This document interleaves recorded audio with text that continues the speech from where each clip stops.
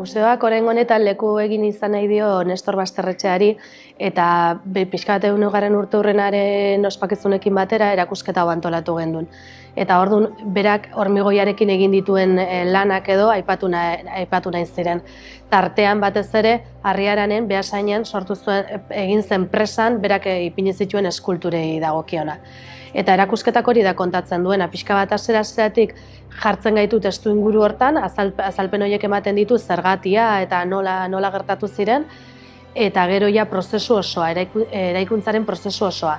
Nola jarri andamiajeak, nola jarri eskultura guztiak, gero zortea izan dugu egia esan, eta bai Elosegi familiak eta bai Basterretxea familiak zenbait bozeto eta utzi dizkigute, eta egia da lehenengo aldia dira ikusgai daudenak, originalak dira, Nestorrek eginak eta originalak eta ikusgai egongo dira.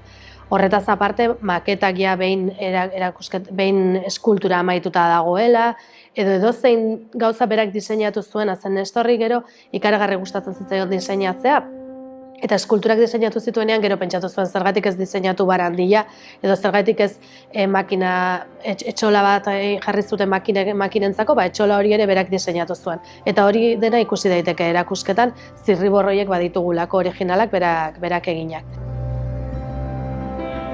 Eta erakusketaren amaieran, argazki originalekin eta utzitakoak danak ikusi daitezke, eta maketekin, ikusi daiteke zementuarekin egindako beste zenbait lana, Nestorrek egin zituenak, ezta?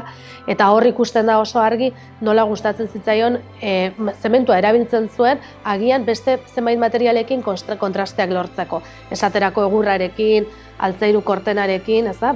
Konjugazio hortan nolako eskulturak ere egin zitezken. Eta zorte izan dugu, familia Basterretxeak utzi dizkigula maketa horiek, eta bai argazkiekin eta lekuko argazkiekin eta maketekin ikusi daiteke hori.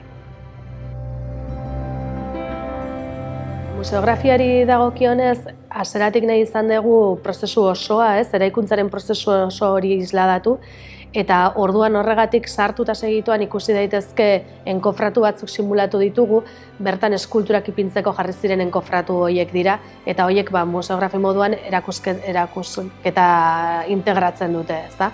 Eta horrek ere egin digu, espazio ezberdinak bezala sortzea erakusketan, eta pixka bat aksesible bihurtzea espazio horiekin, bai irakurketarako, bertan ibiltzeko, eta oso erakusketa aksesiblea lortu dugu. Bai, hala da. Azkenen, bai da egie, inpaktu ambiental hori badaukela, eta bertan igual ikusita hormigoia horrela beharrezkoak, presak beharrezkoak, baina bai da igual bisualki mendi batean ikusten ditugunean, ez dira oso atseginak. Eta horrelako elementu eskultoriko bat ipinita, leku eginez arteari, atseginego bihurtu daitekeen zerbait eta leuntzen dezun zerbait, bai.